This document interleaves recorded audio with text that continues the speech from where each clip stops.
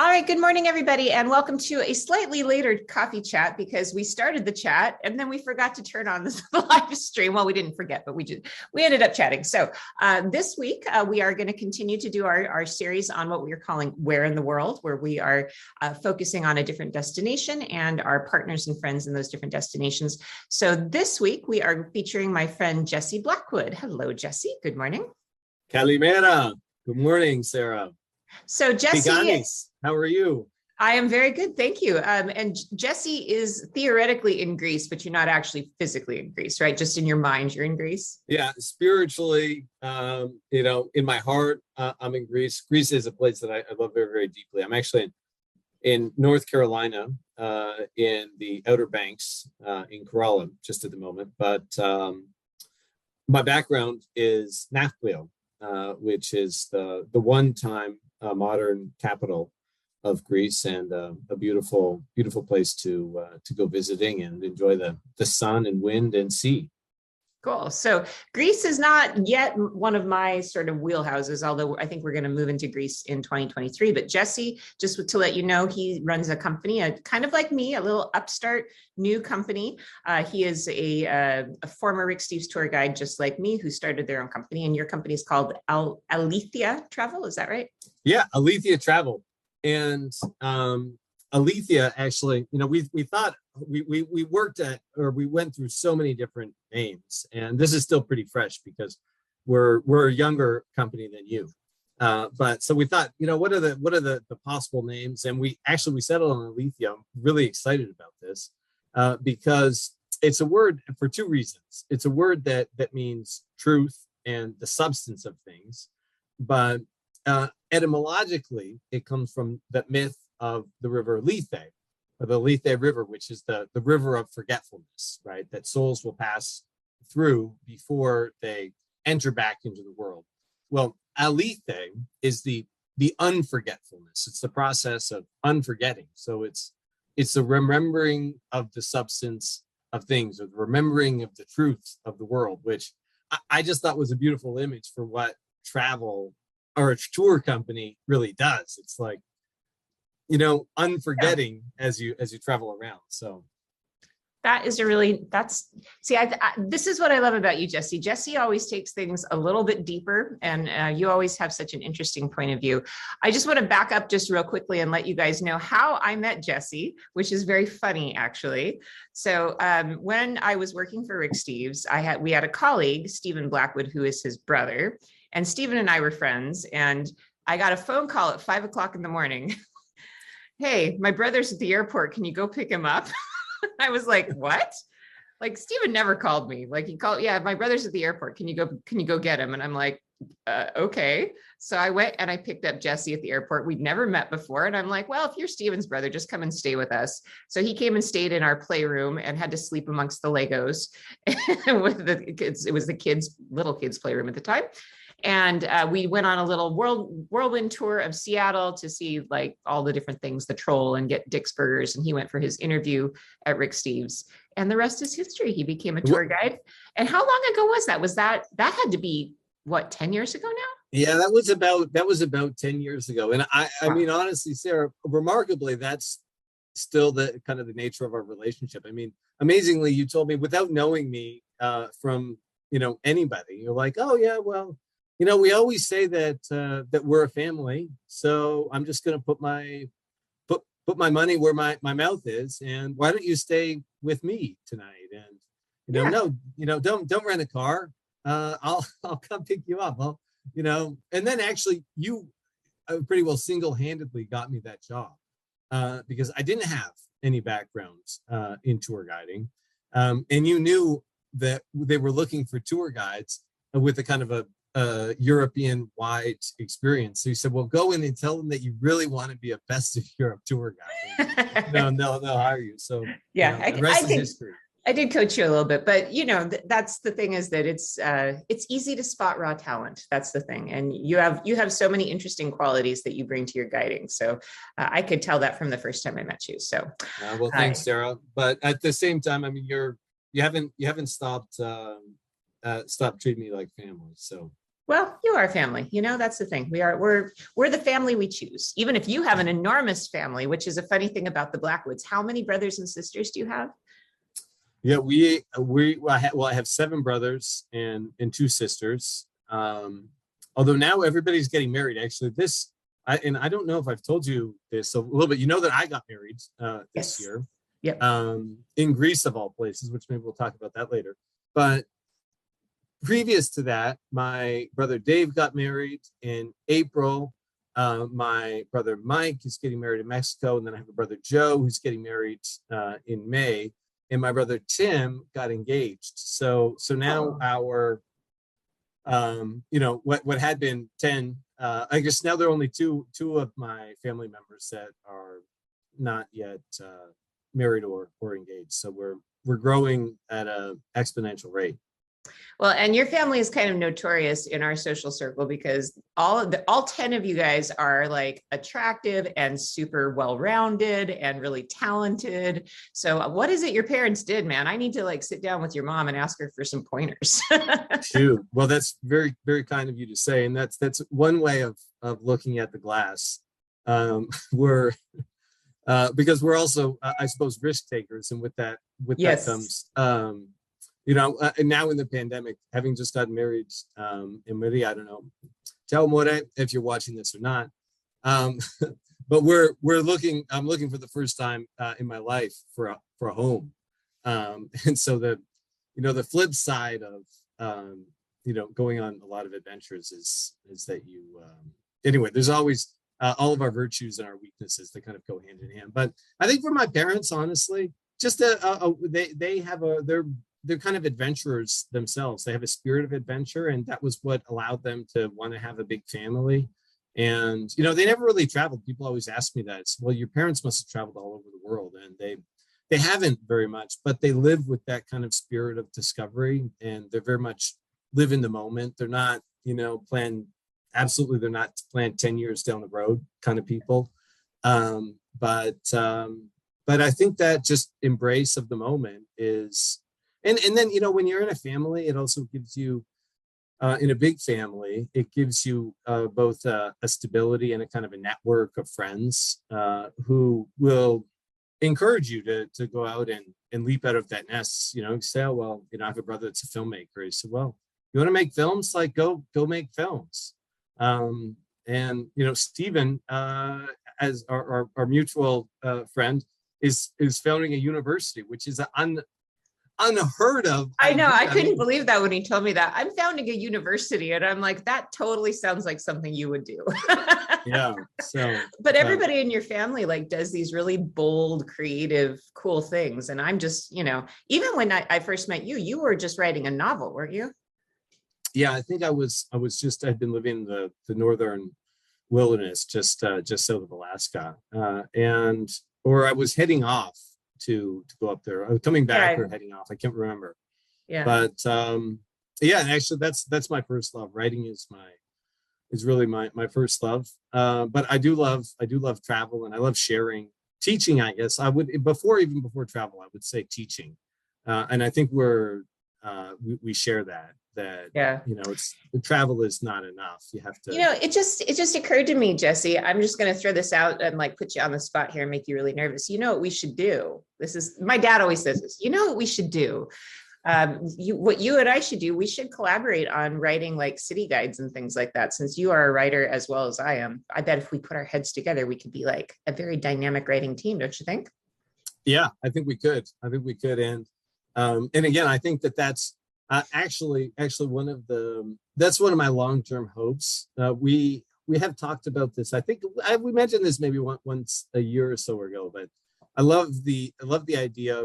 You've put so much energy into the Guide Collective and trying to support kind of guides like me who are just starting their businesses. But I hope one of the things that comes out of that are local city tours in a very broad way by people that live there, right? That instead of because I heard recently that Amazon was kind of working their way into the guiding world, and They instead of, are, but it's super cheesy because what they're is it doing is it's like personal shopping. That's what it actually is. right? Yeah. Although, so my kids got Oculus for Christmas, and my dad just bought one because he loved it so much. It's the VR headset, the Facebook thing. And I got one because it's got a great fitness program that I'm obsessed with, that I'm actually getting in really good shape using it. So my dad got it for that purpose. But yesterday we were playing with it, and they had these movies that you can watch, like only 3 or 4 minutes long, that are like, there's one on Venice where you seriously are like in the middle of St. Mark's Square. And it was a montage of different locations in Venice. And Venice is like a second home to me, and it almost made me cry. I'm like, oh my gosh, I'm there. I can almost smell the air. And that's the Wow. kind of stuff I think is really compelling as far as virtual travel stuff goes. But the thing is, I just don't think we as a society are quite there yet. Yeah. And I feel, I've never tried that, so I can't speak to that. But there is something that I'm kind of old fashioned. Me too. I'm not ready. I'm not ready for artificial intelligence or virtual reality. You strike me as somebody who would be much more comfortable in the 19th century. You'd have hung out with Byron and swam in the Grand Canal, right?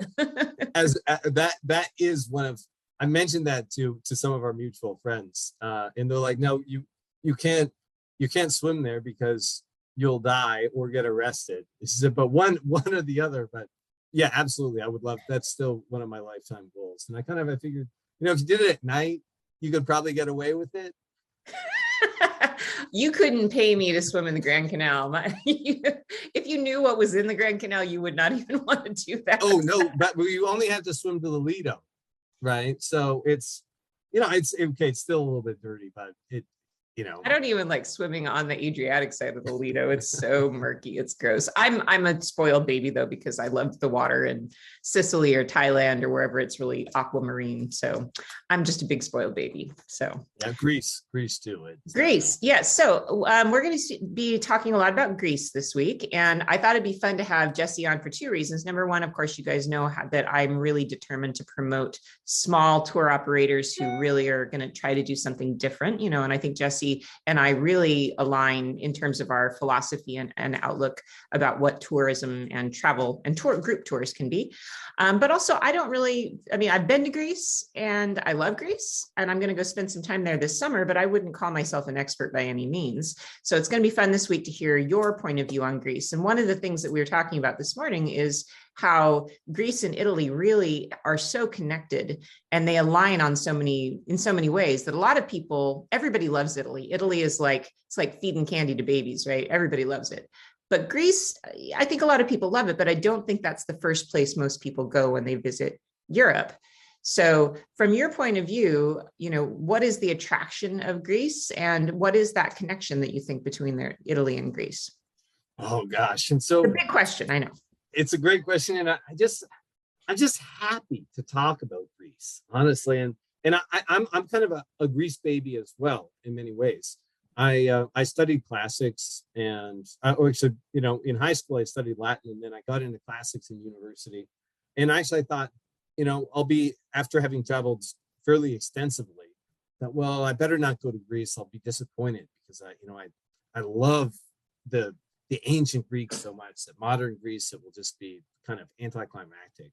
But actually the opposite was the case. Is, well, these things are still alive. These things that I love, they're still here and they're still living.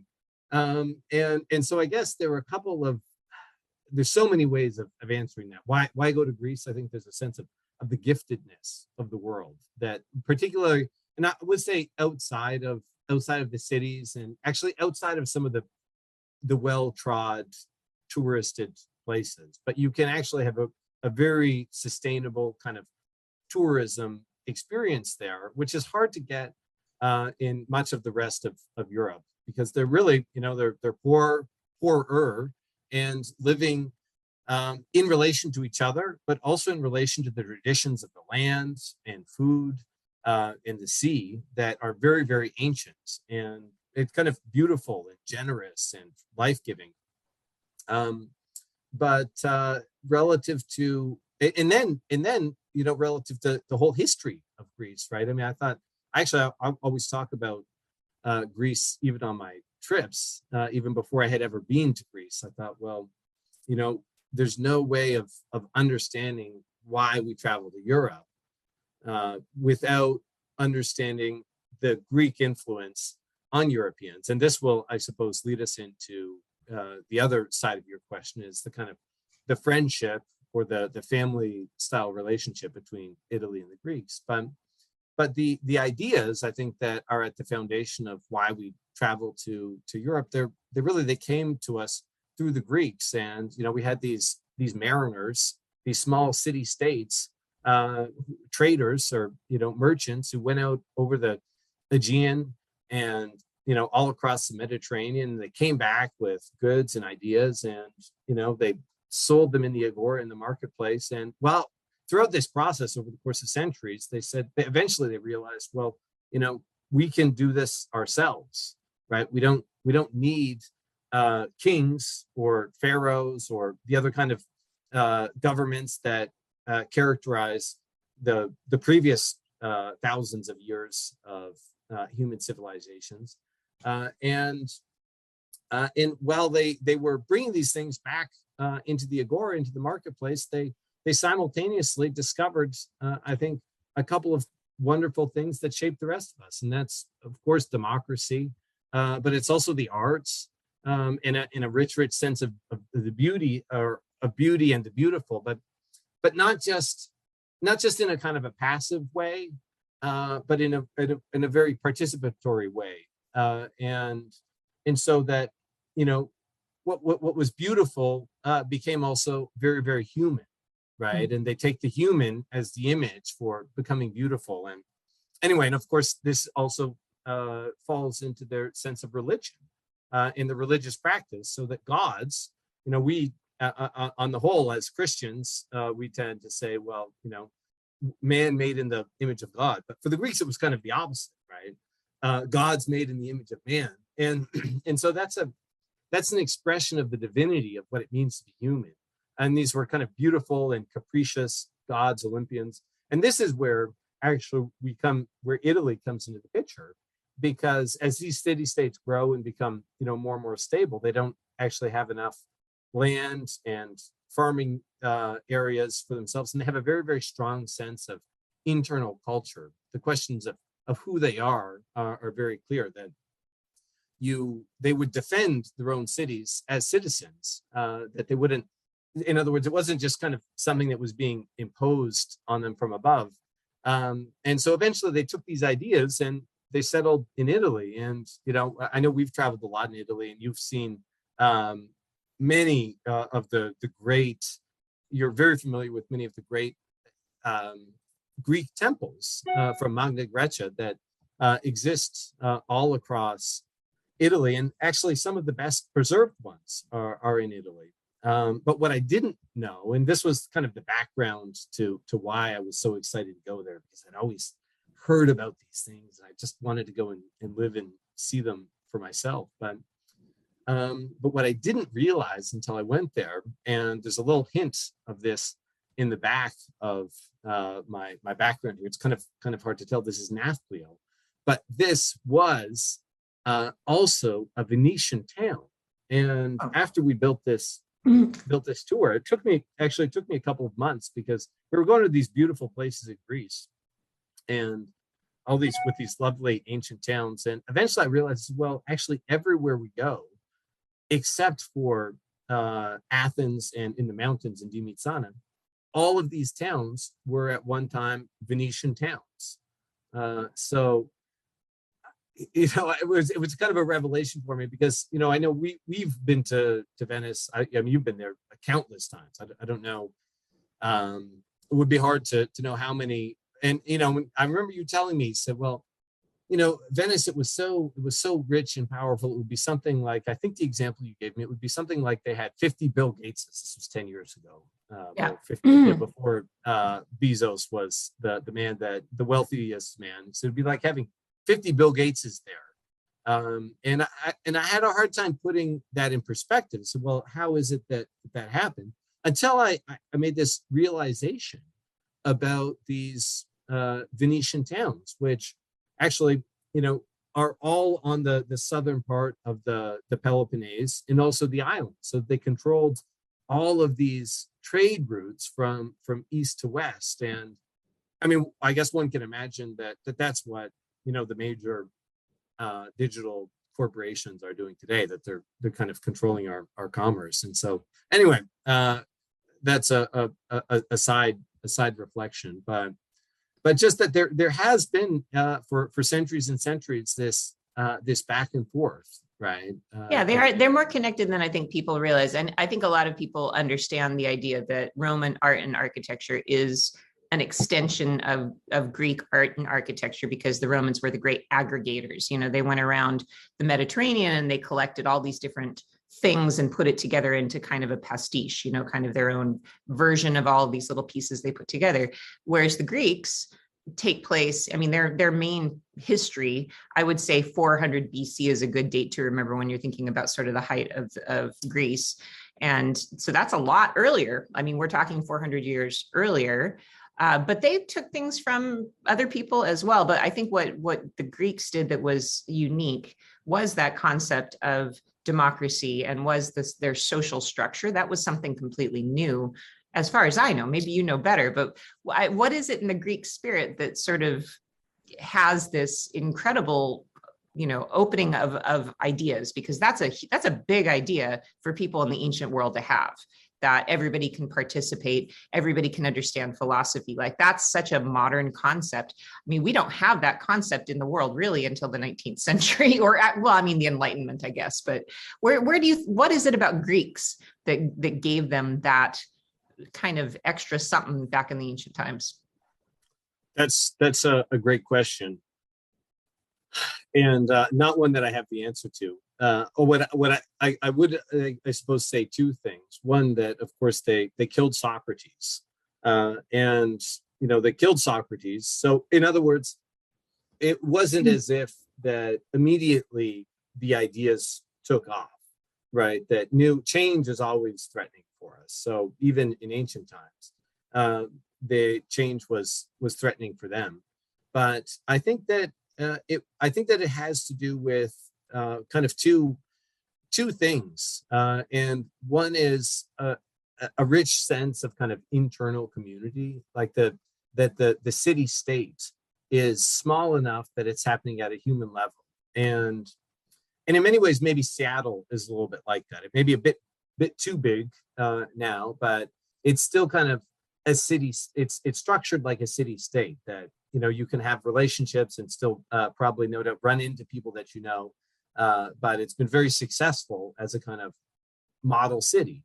Yeah. And I think that they had that, but they also had that in relation to the Mediterranean, which is, you go out on a voyage and, you make these discoveries and you bring them back again into the marketplace. And there are things that it's hard to say where it comes from. Is it just the Greek disposition?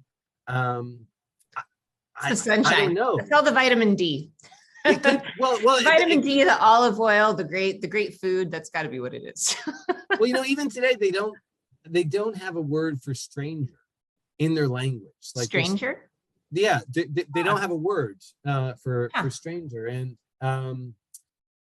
you feel that when you're there. Like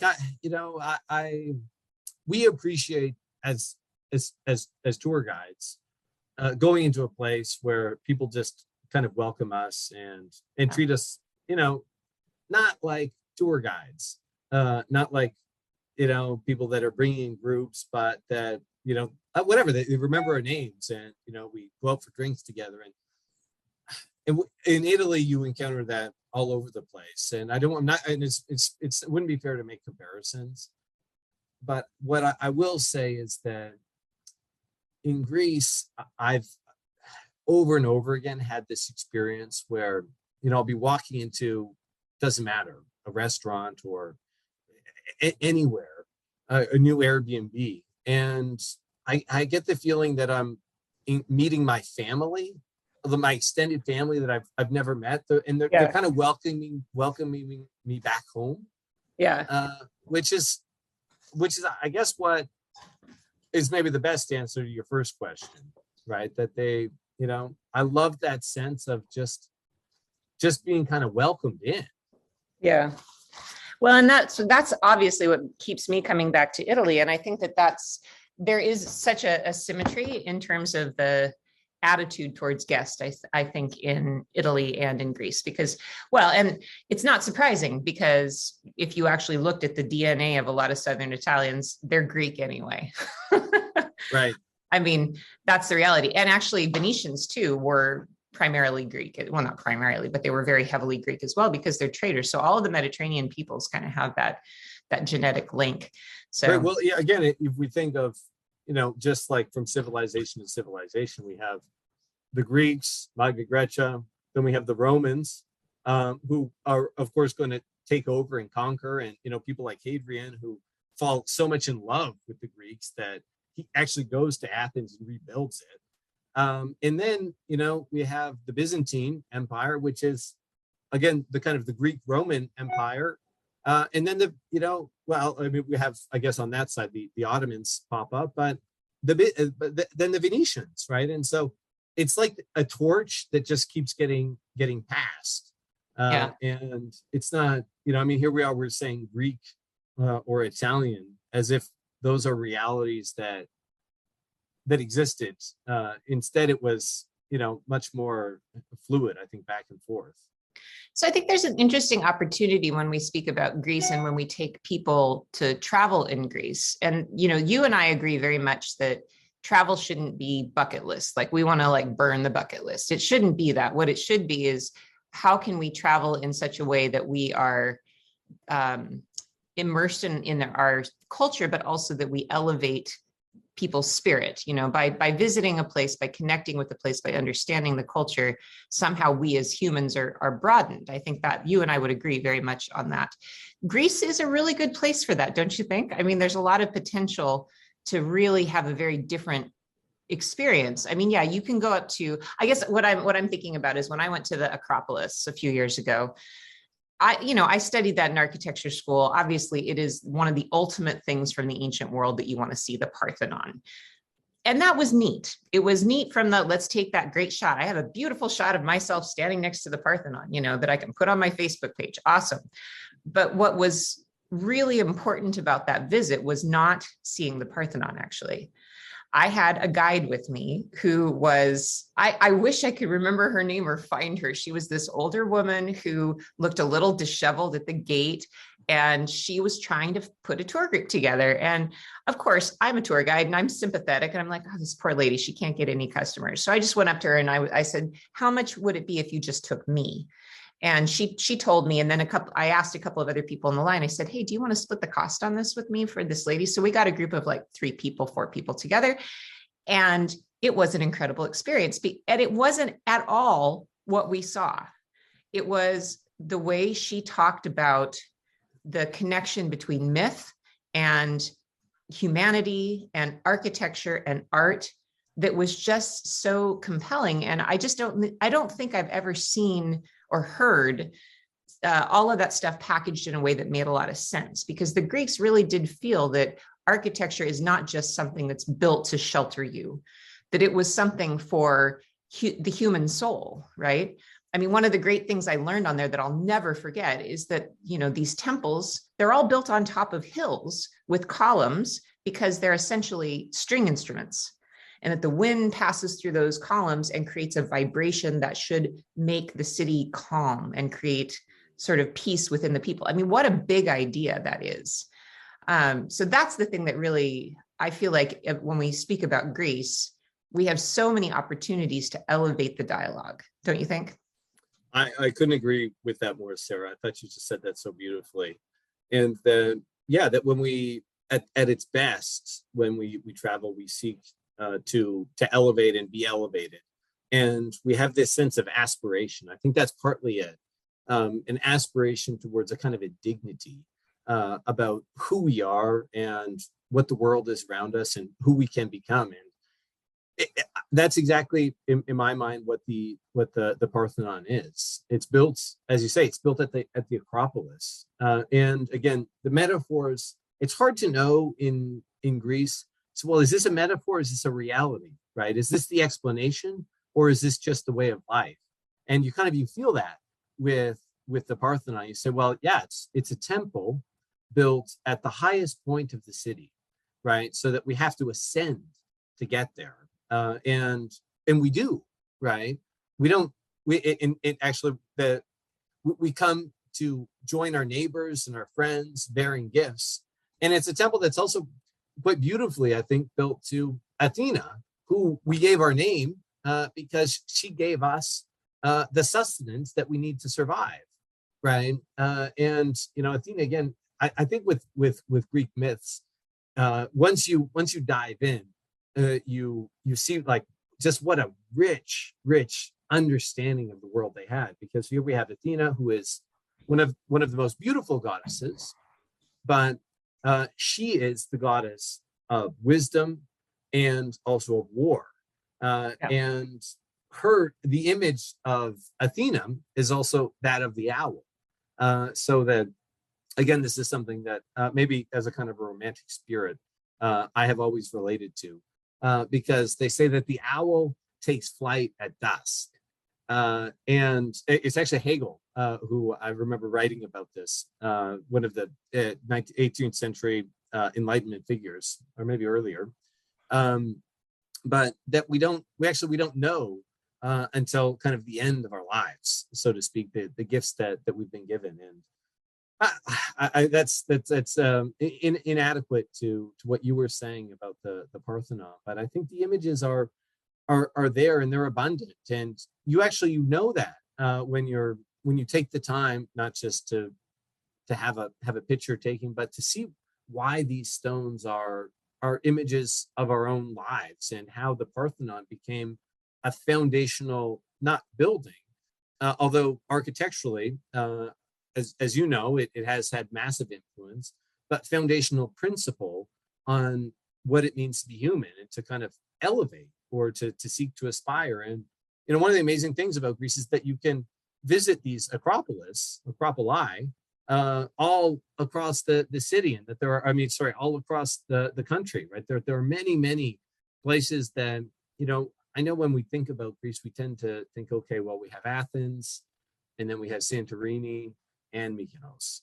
right? And I'm not sure that's going to give the same full spirit of elevation that you'll get if you walk out into some of those country places where.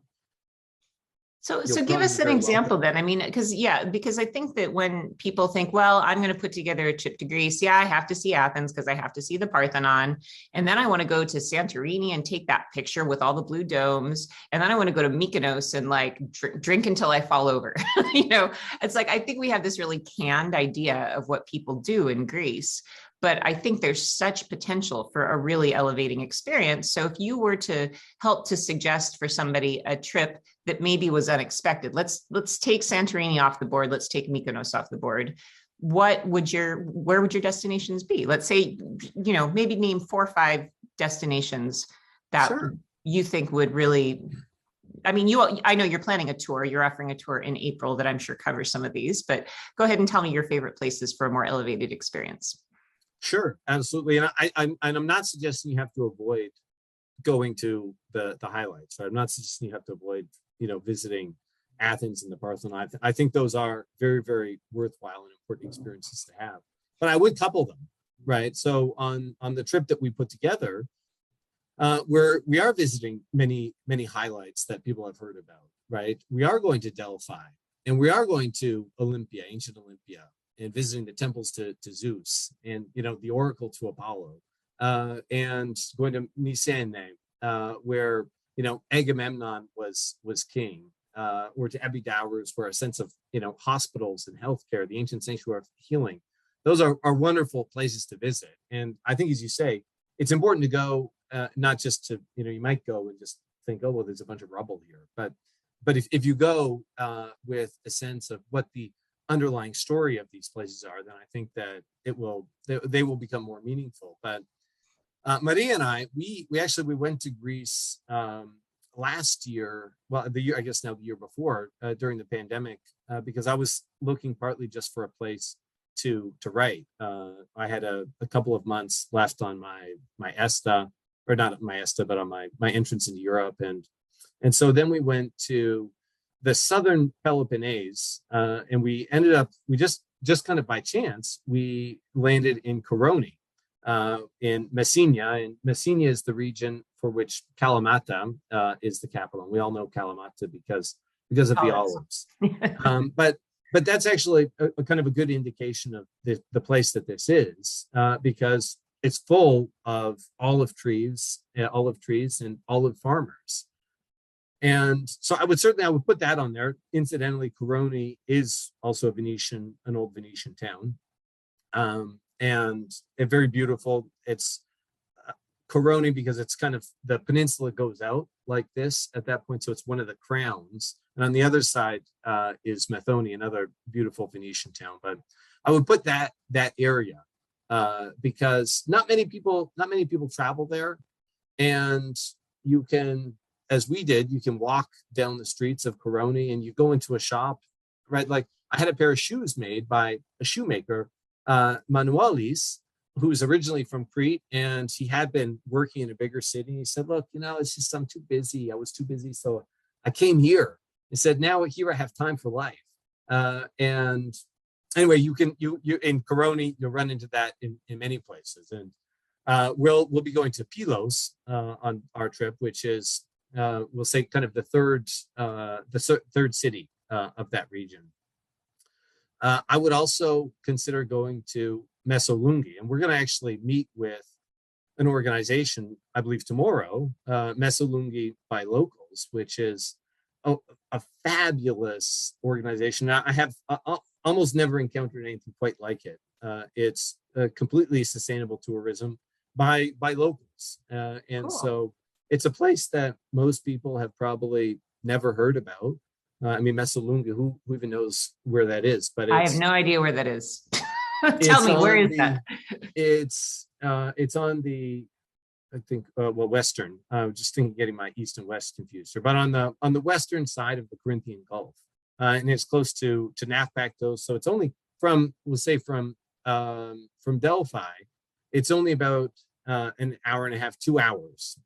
So it would be easy to do a day trip from Athens and finish there, sleep there for the night. And like Venice, there's a massive natural lagoon there, and they still use that lagoon. You can go out on ships and go fishing, or you can go out on boats, that is, and go fishing, and then cook with the locals and the Pilates, which are these huts built over the lagoon. Or you could take an arthritic mud bath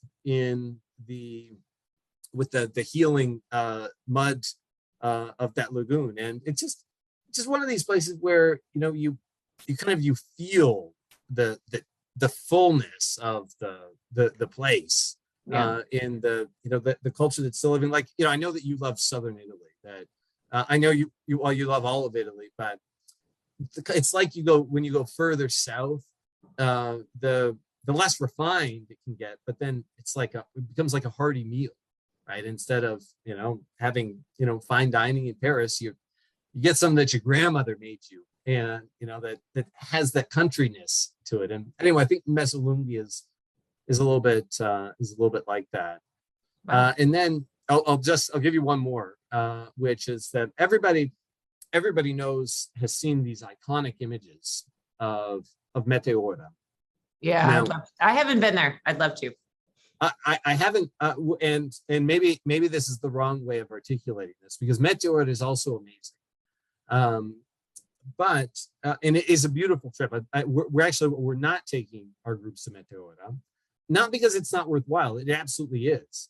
But because I think it's one of those experiences that you can actually better have on your own. And we may, who knows, maybe we can rope that into a Northern Greece tour or something eventually. But instead, where we're going to go is to Dimitsana, which is in Arcadia, kind of in the center of Greece. And there are two monasteries there. There's St. John Prodromos, which is St. John the Forerunner, right? He was the announcer. And it's this wonderful monastery that's built right up onto the cliffside. And it's kind of magical to do a hike, to visit there. Actually, there's two places you can start the hike from, or at least two, but where you can kind of walk through the gorge, which is, again, is beautiful to see in its own right. And as according to legend, this is where Zeus was bathed by the nymphs as a child. And go and visit St. John Prodromos, and the monks they welcome you there. They have coffee made and sweets, and they take time to have a conversation with you. And actually they'll do the same at the other side of the hike at Philosophy, like the Philosophy Monastery. And it's the new Philosophy Monastery. But the old one that was, like Prodromos, it was built up on the side of the mountain, on the side of the gorge. And you can walk and you can visit the remains there. But that was a place where throughout all of the Ottoman occupation of Greece, the patriarchs of Greece went there to be educated. So it was a kind of a secret monastery. But again, and this is a kind of a beautiful image of Greeks themselves, because actually they haven't had, since the 4th century BC, as you say. I mean, that was kind of the top. And we don't think of them as being a massive world power. They're not an economic powerhouse, certainly. But what they have figured out over these millennia of, occupation is how to be themselves, regardless of who's in charge. Anyway, I just think of that because Philosophy, the old one, kind of illustrates that. It was a secret monastery where the patriarchs were educated for, almost 1,000 years of the Ottoman influence. And you can go and visit that, and also stop at Philosophy Monastery and have a chat with the monks. And when Maria and I were there, they just welcomed us. They, stopped what they were doing and took time to answer our questions. And they were just kind of attentive and present in a way that is deeply reassuring. And anyway, that's very close to Dimitsana or Stemnitsa, these beautiful mountain towns. And many of us are familiar with the word or the kind of Arcadia, because that's a region of Greece, that kind of mountain region of Greece that's really beautiful and worth traveling. So I suppose some kind of combination like that is what I would do, right? Where you visit the highlights, but also some of the hidden places, because in those hidden places, as whether it's in Coroni in the shoemakers, or in Pylos going for a sail with a local, or in Dimitsana with the monks, you probably will find that people are welcoming you just as they would their neighbors or their families. Well, and it's nice to have experiences like that in maybe villages people have never heard of, because I think there is such a great opportunity to actually have, connection with the locals, because you're a little bit of a novelty. If you just kind of stick to the places everybody's heard of, you're just one of many people coming and visiting. So you said you were in Greece during the kind of height of the early pandemic. How was that? What was that like? It was great. Honestly, it was.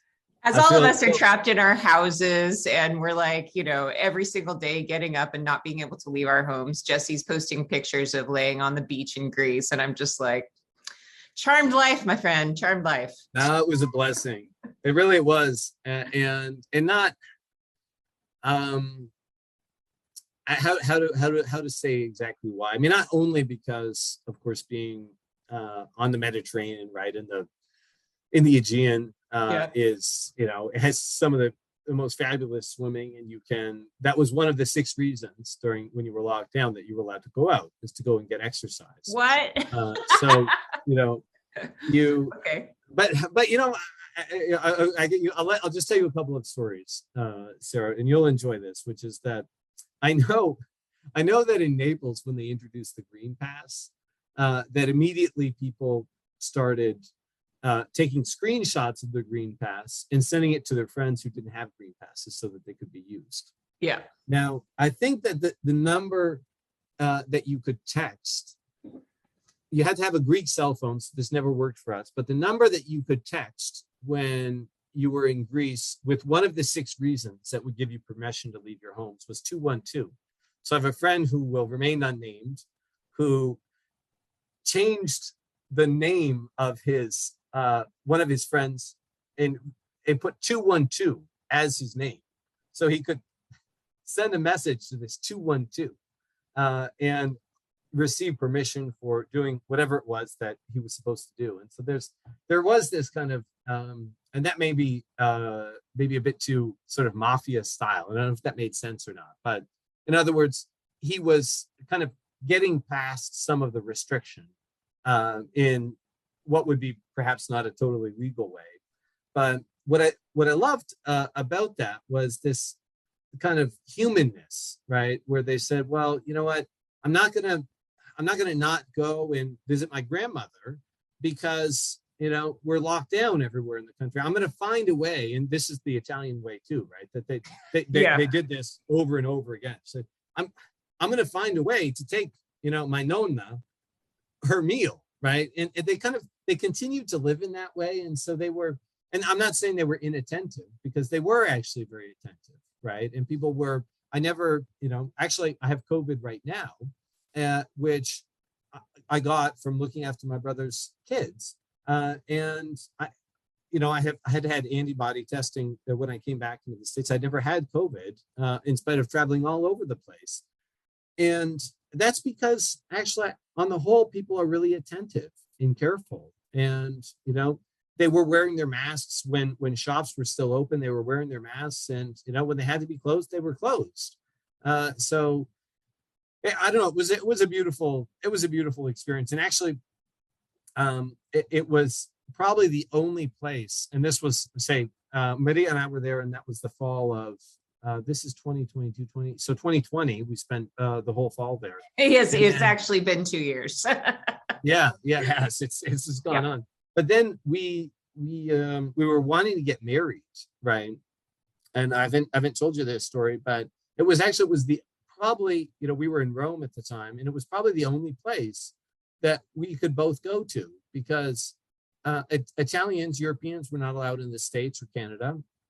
And, you know, Rome, they had such a long, although that's where Maria's residency is, his Italian passport, they had such a long wait to get married, right? In Rome, it's like 8 months during the pandemic. So we couldn't, that wasn't going to work for us. I couldn't even stay. But in Greece, they're like, you know, we show up at the town hall with the you know, we had done our research, we brought the documents they needed, and we showed up on a Tuesday, and this was in Pylos, and the woman, the assistant to the mayor who manages all the weddings, she said, well, when would you like to get married? And Maria said, well, as soon as possible. And she said, well, I have 3 weddings on Friday. She said, how about Thursday? And so we got married there on a Thursday, 2 days later. And I share that as an example of, again, this kind of sense of wanting still to make things work in the pandemic. Again, like I never, you know, we were social distance, right? We never met with people in homes. I mean, people were very attentive to those things, but there was still a kind of a willingness to make society work, right? Yeah. And I guess that was kind of the point I was making relative to, you know, the being under the influence of empires for so many centuries, is that I think, you know, and even now, right, under the EU, right, they're, you know, in the world's economy, Greece is fundamental, you know, it's very minimal. So that's, you know, and that's not where they're not good at that either, right? I mean, to get your mail in Greece, it doesn't get delivered to your house. You go to the town post office, and you sort through the mail, and you get your letters. It's not even sorted. You have to actually go and find your own mail. Well, no, it depends, right? We tried to order a couple of things on Amazon because I had accidentally burned the Airbnb's Bialetti maker, so I wanted to get a replacement, and there were no Bialettis in I would have had to go to Athens, right? Because again, it's just not that commercial. Yeah. Anyway, so we tried to order this, and this is how I found out that the mail doesn't come to your address. You have to go and pick it up. And so in this case, it actually didn't even go to Koroni. It went to Methoni, the town a little bit further away. They're like, yeah, you can. No, really, it doesn't work like this. You shouldn't be ordering packages. And you have to put Methoni post office if you want to come and pick it. Like, but so there's it's not like here in Seattle where like I was laying in bed on a Sunday morning and I ordered something and it arrived at my doorstep an hour and a half later. Not like that, right? Exactly. No, not like that. But the beauty of that is that you end up, so there's this kind of, on the one hand, dysfunction, right? Because of course it can be frustrating. But on the other hand, there's a kind of acceptance or community or solution, right? Like that you get what you need in these places. That they're, I was amazed that when we were there, I wanted to buy some Scotch tape. And so I went to the supermarket, and how much was a roll of Scotch tape? Just take a guess. €5. 10 cents. 10 cents. Like 10 cents. You're like, you can't even put this on the shelves and pay somebody. You're like, so, that. And so what is it? It's just, they were selling it at the supermarket. Why? Because people needed it. Right, not because they were going to make any money off of it, and so from that perspective, I guess the pandemic was great being there, because there are certain things that don't work, and we all get used to how things don't work, but there's a willingness to kind of work within that, and then kind of make it work whatever the conditions are. I guess that's the point I was trying to make with all these examples. Well, and that's very much an Italian sort of approach too, that the art of arranging things, Yeah. My son was making fun of me the other day because he says that I've become so Italian, because that's my skill set, is like, how do you make things work when they're working against you? And I'm living in an environment where everything's working against me, but, I'm figuring it out. And I think that's such a great, it's just resilience. I guess that's sort of the lesson to be learned from the Greeks and the ancient Romans as well, is resilience, right? Right. And I mean, the art of arranging things, holy smokes. Yeah. Right now with running a tour company in the pandemic, you kind of have to have that fluidity and that flexibility. I'm just really glad I have a lot of really good friends who owe me favors. The way we've had to rearrange everything based on how many people were going. And I mean, it's been a wild ride. And I'm sure for you too, just trying to get a small tour company running in this environment is maybe the worst possible moment to do it, but in some ways also the best possible moment, because I think you and I can agree that like, this is the opportunity for us small players, for us, youngins in this industry to actually try to change the things we know don't work. Right. Well, and as we've been chatting about today, to offer a style of experience that I think we both feel this way, offers a kind of an antidote to some of the difficulties of the pandemic. And I want to be careful about how to say that, because it's not a vaccine, but it is what we're committed to, are offering experiences that are elevating, and that reveal that desire to aspire, and that sense of human dignity, whether it's with the fisherman or the pizza maker in Naples, or by walking up to visit some ancient stones, right? I think that's, these are things that we need, right? Like in the pandemic, we don't. The pandemic taught us, I think, very much, at least from my point of view, that we were all moving too fast before. We were all in a hurry. We were trying to do too much. And this whole concept of bucket list really feeds that. It feeds that desperation to do all the things, where I mean, you and I have been tour guides long enough to know that doing all the things does not equal a good experience. Doing all the things often diminishes those experiences, which could be actually really fantastic if you took your time. There's only so much you can process. There's only so much you can really take in.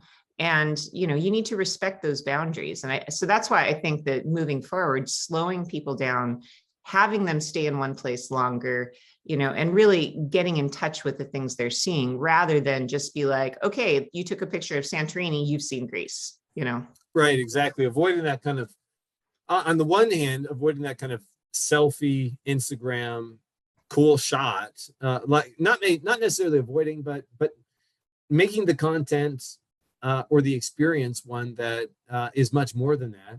Yeah. And then on the other hand, building connections that are more than what your online reservations are, right? I mean, of course, people can go and visit the Colosseum or St. Peter's. I mean, St. Peter's, you don't need a reservation, but the Vatican Museum, all of the things that everybody are kind of queuing up to do, which are worthwhile, right? That's, we don't. That's not really what I think we're hungry for at this time. Here's a question for you though, Sarah, which is, have you considered doing a tour where there were no cell phones or something kind of along those lines? Taking people back to the dark ages. I mean, I haven't, but that's an interesting idea to make it sort of, I mean, we've done that sort of by accident in the sense that, I've taken people places where technology doesn't work. Right. But that's funny you say that though, because I do think that the technology stuff can be so helpful, especially in a group situation. I've been using WhatsApp groups now to communicate with my tour members because putting schedules up sometimes doesn't work, in hotels. And that really does help. But yeah, I long for those days. I mean, I remember those days all the travel I did in my younger years was just on a wing and a prayer, really. Right. So yeah, that's interesting. I actually wrote about that. That's funny you bring that up because I wrote about that when I went to Greece, because I decided to go to Greece 24 hours before the flight took off. Wow. Because I was supposed to go to Sicily, and then that didn't happen for a variety of reasons. And so I was like kind of at loose ends. And so I thought, I'm just going to go do something bold. I'm going to go to Greece. And having that phone, it was so easy. It was like absolutely no effort to just put something together really, really quickly like that. But that spontaneity, I remember doing that when I was younger, and you got along fine. And I think in a way that's a different skill set, Yeah. And I know that whether it's, there doesn't have to be a strong rule, right? That when you lead tours, your tour members are here, right? I mean, they're in the there and the now, right? And yeah. there and the now, and not looking, not watching YouTube videos on their cell phones. So it doesn't have to be a kind of a strong rule, but it's just something that I think about, because not because it actually would change our style of travel, but because it might attract, it might be just another way of, like you always say, pack light, right? Carry, you have to, in other words, unplug, right? You have to be ready to unplug. And, I suppose it's not really necessary because folks are already. Yeah, that's a tough one. I feel that just as a parent as well, that, like I'm taking the kids to Italy on the weekend, and they're going to bring their phones and, their laptops because, they're Gen Z and they can't live without that stuff. But I mean, I remember when I took them last time in 2019, I told them, when we're driving through the countryside, I know you want your phones, but I want you to not have your phones for at least like 2 out of the 3 hours. Put your phones down, take a nap if you need to, but maybe why don't you try looking around and, watch what's going on outside the windows and all of that, because I think there's value in boredom, I guess is what I'm saying. Yeah. And that's true for adults too, don't you think? There's value in being in a little Greek village somewhere with no technology and nothing to do, because now you're forced to actually go talk to people. Right. Well, that was just what I was going to say. I remember my first trip to Europe was after after I graduated university, I had worked for a year, saved up some money, and then I ended up meeting up with one of my good friends, Isaac Stein, and we both had rail passes. I had a 2-week rail pass or something, and we made it was a kind of back and forth doing all of these crazy things. I remember we went from Rome up to Arles in the south of France, and then kind of on a whim, we decided we would go down to Sicily. And actually from there, we almost made it into Tunisia. But as we were making this journey, of course, I was traveling around with Thus Spoke Zarathustra by Of Nietzsche, course you right? were. Like it was. I didn't have a guidebook, so and we I certainly traveled didn't with have. Milan Kundera, so I understand where you're coming from. Yeah, and you know, and you're like, so what do you when you're trying to figure out? You said, well, where should we stop? And when we got to Agrigento, we were planning on going to Palermo, but we got off the train in Agrigento, not knowing that there was really anything there. We were just chatting with locals, and they're like, no, you really should get off here.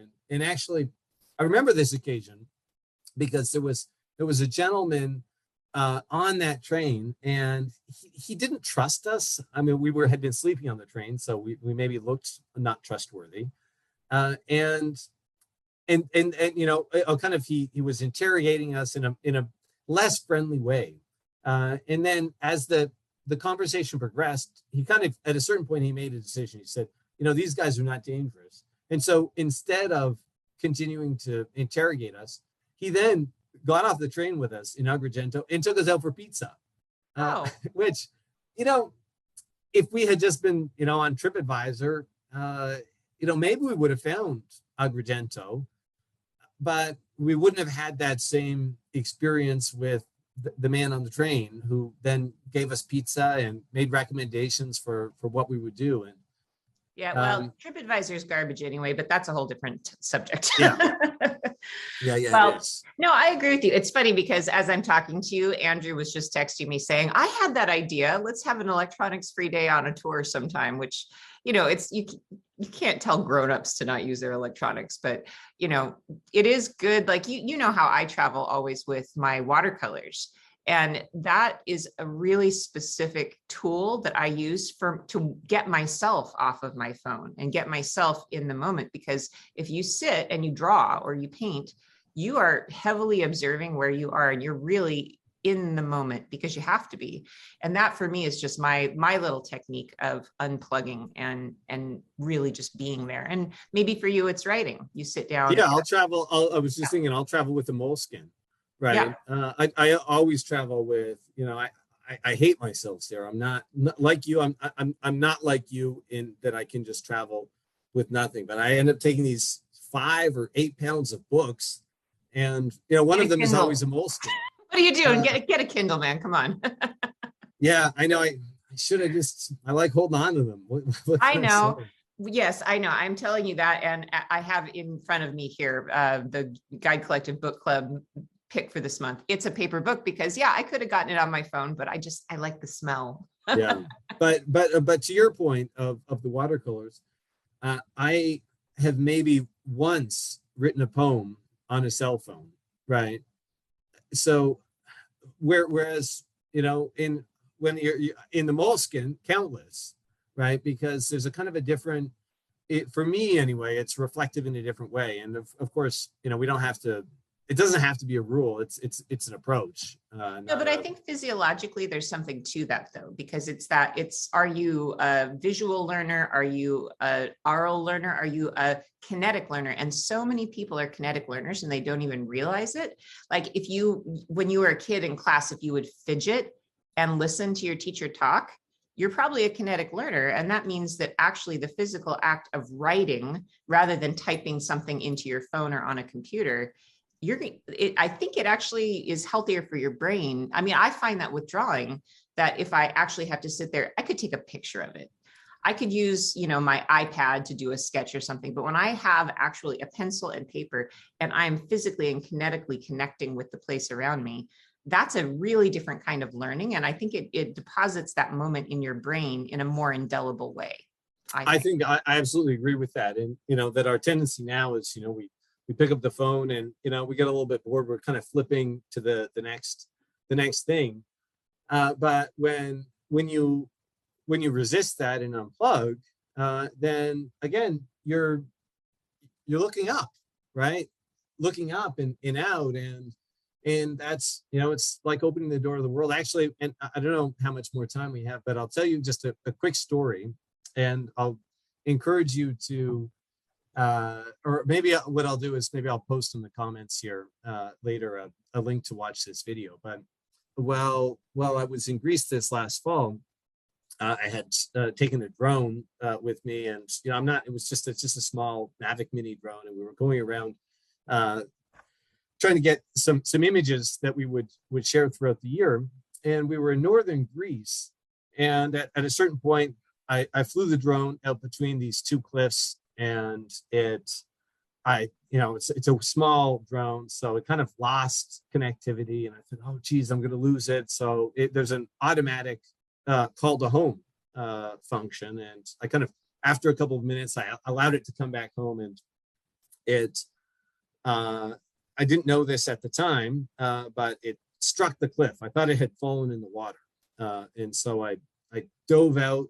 I put my cell phone in a little dry bag that I was carrying with me, and I dove into the water and swam out a few hundred meters and tried to recover this drone. I was looking all over for it, and again, people were very helpful. They said, "Oh, you can't walk through the trees. It's too it's too dense." And to make a long story short, my phone broke during this time. It wasn't actually water damage, but I think what happened is when I was swimming with it on my arm, the repetitive banging against my wrist it was anyway not healthy for the phone. So I ended up this for the next 2 weeks living without a phone. And if you want to pick up the story later, then I with Maria's phone, I continued my adventure of finding the drone, and those I think you'll find humorous. But the point I want to make is that I didn't miss the phone at all. Yeah. Right. It's such an instrument of work for me that, and Maria had her phone, so my family could still contact me, but I felt like I was living 15 years ago. I could make Skype calls if I wanted, but I wasn't at the mercy of being busy. And I think there that is makes a a big tyranny, difference. isn't there? There's the tyranny of the cell phone, I find. Yeah. My phone, because my business partners are all around the world and guides and everybody I work with, I wake up every single morning. Like this morning, I wake up and there's bad news or there's stuff I have to do. And, it's fine because I'm home and I'm self-employed. So I work 24 hours a day. But if I'm actually somewhere where I'm trying to unplug, that's not healthy. It's not healthy to constantly be available to people. I don't think. I think you do need to say you need boundaries. And I think that our cell phones have allowed us to become boundaryless, especially with friends and partners and things like that, who, sometimes you just need to be able to be by yourself without a way for people to reach you, I think. Yeah, no, I totally agree. And it's like, just as you're speaking, I was thinking, well, is it more meaningful when you say visit a museum, for example, you're standing in front of any great work of art, the Venus de Milo in the Louvre. Is it more meaningful to stand there kind of in silence and kind of feel your relationship and think about it, or to try and take pictures through a phone or a camera? And I spent a lot of time working as a photographer, so I'm not saying that one or the other is the best way, but there's something to that. And I would say the same for if you're in a museum you've never been to before and you see a work of art, you have two choices. You can just look at it, soak it in, interpret it for yourself, or you can look it up on Wikipedia and you can read about it. And I would argue actually looking it up on Wikipedia and learning the backstory about the artist and all that stuff. Yeah, okay, that does bring a certain level of extra understanding and meaning to it. But I would say if you didn't do that, if you just looked and you just enjoyed it for what it visually is and not the backstory, you're going to remember that more. Yeah, I think that there's a lesson there, right? It's a balance that obviously we're providing experiences that are specifically designed to be a balance of being present in the moment, but also providing the information that will open folks up to those moments. But I absolutely agree. I think that just learning to sit and observe it's a very hard lesson for us as modern travelers to learn. Yeah, it is. And I mean, I think the solution I would say is do your reading before you leave. You know, if you are going to go and see the Parthenon, read a book about the Parthenon before you go. And then you have the opportunity to just enjoy thinking about the things you've already learned. Because I think when you're there, it is great to have a guide. It's great to have a guidebook. I mean, there's a lot of, I mean, this is what I've dedicated my life to. So I understand there is a huge value to that guidebook or that guide telling you about it. But at the same time, yeah, sometimes it might, you need to balance it with just observing and taking it in and thinking about it. Having somebody with you who's a good companion that you can have a good conversation with, you know? Yeah. Taking the time just to sit on the bench sometimes, or, yeah, you know, sit in a cafe and, yeah. um, Well, my friend, we have talked a long time because I always have such interesting conversations with you. So I appreciate all of your kind of different approach to this, because you do have a very unique way of looking at things that I think is helps travelers to take things a little bit deeper. So I think that's great. What do you have planned for us this week? Well, tomorrow we will visit with Mesolungi by locals, who I mentioned earlier. Wednesday, I think that's the Cucina Quarantena. Is that normally? I think so. We'll do a cooking class, and we're still a little bit up on the air on that. And you tell me, yeah. And actually, we'll put this out there, because I think we have two options. Either Maria and I could do something that is the recipes that we learned while we're living in Greece, and this could be easy things that, you know, it could be, for example, the tzatziki of the Greeks and hummus. Ooh, and let's do that. Like tzatziki would be really fun. I don't even know how to make tzatziki. Yeah. Okay. Well, done. And then we We'll can do that meet on Maria. Wednesday. Yeah, and you'll get to meet Maria. Yeah. And then Thursday we're going to go to Naxos and meet with Vasiliki. And on Friday, I actually was going to ask you about that and say how should we tie the week off? I mean, Usually I do we do a slideshow. So if you want to put together a slideshow about Greece, it can either just be one that is about the tour you're offering, or if you just want to do a general overview. You have such beautiful photographs. I think if you just want to take us on a virtual slideshow journey, that would be fantastic. Sure. Yeah. Well, we'll do that. So that's our week. Cool. Well, that sounds great. So most of these events, 10 a.m. Pacific time, does that work for you to just kind of keep can we do 9 a.m. tomorrow? Yes, I think if that's possible, that will just be a little bit earlier. Yeah, I think we can do 9 a.m. Okay, so we'll do 9 a.m. tomorrow, and then the other events will be at 10 a.m. This week. So you'll get to meet Jesse and learn more about him. And if you want to find his website, your website is alithea.com. Is that right? No, it's Alithea Travel.com. ALITHEA travel.com. Yeah. So if you have any questions for Jesse, or you'd like to get in contact with him, go ahead and comment on this video. We'll also put the link to his website on this. So, and of course, like Fran and like Jorge, I've known Jesse a really long time. And I really do encourage you, if you're thinking about booking a tour this year, choose one of us, because we're scrappy youngins and we're trying to get out there and change travel. And we'd really like for you to join us this year. So if you want to go to Greece, Jesse's your man this year, right? Absolutely. Well, listen, thanks so much, Sarah. I really, really appreciate our conversation today. And yeah, it's always a pleasure. I look forward to tomorrow. Yeah, that's going to be fun. So we'll see you guys all tomorrow back here at 9 a.m. Pacific time. And just remember, all of this stuff is going to be recorded and then left here on Facebook, also uploaded to YouTube later in the week. So thanks a lot, Jesse. We'll see you tomorrow. Thanks, Sarah. Bye-bye.